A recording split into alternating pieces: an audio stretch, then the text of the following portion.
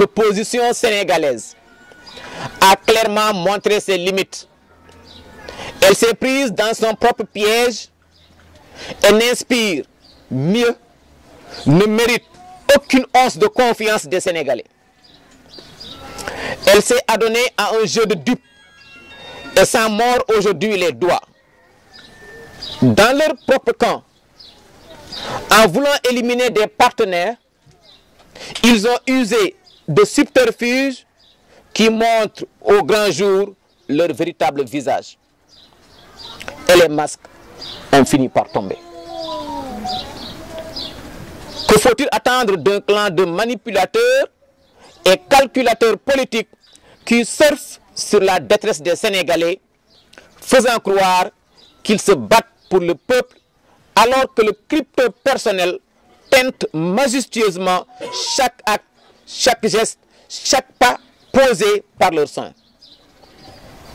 La forme n'étant que le reflet du fond, la coalition Yewwi Askan Wi a montré que sa profondeur est aussi lamentable que ce qui est sorti des manigances du grand Khalifa Sall et ses acolytes. Il se revendique l'incarnation par excellence de la probité morale, grand pourvoyeur de leçons de transparence et d'équité, alors qu'il marche sur les partenaires politiques juste pour un rang mieux placé sur la liste nationale.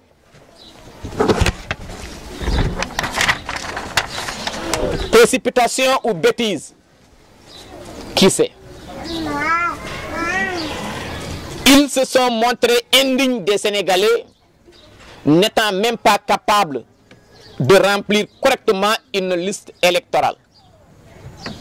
Et aujourd'hui, ils veulent brûler ce pays.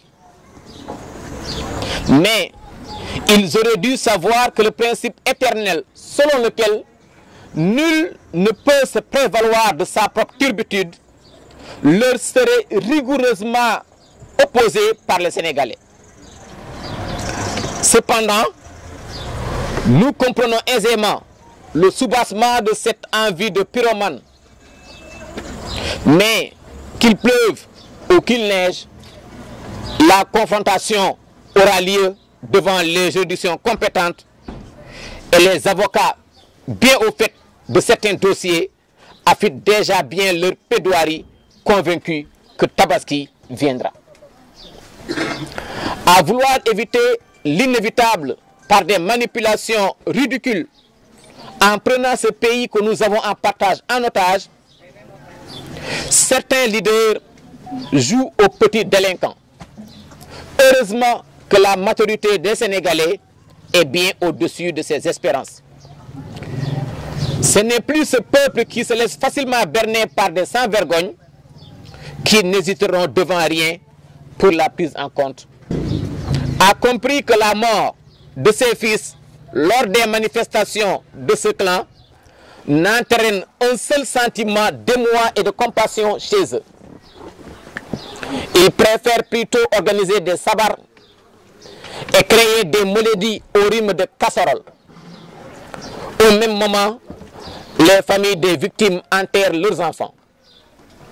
Vouloir brandir la charité de la vie et en faire l'objet de leur sortie, alors que la validation forcée de leur liste était leur unique préoccupation, n'est plus possible.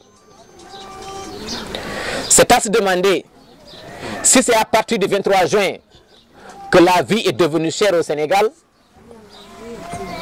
À l'échelle planétaire, les populations tuent la langue et le Sénégal n'est pas en reste. Ils savent bien que cette Covid-19 n'a pas fini d'étaler son chapelet de conséquences sur l'économie mondiale et la guerre en Ukraine en a rajouté une couche. Mais fort heureusement, les plans de sortie de crise ne cessent de provenir de nos dirigeants, bien que la situation budgétaire soit intenable. Et le bout du tunnel est, nous l'espérons, dans un futur proche, dans un horizon non lointain.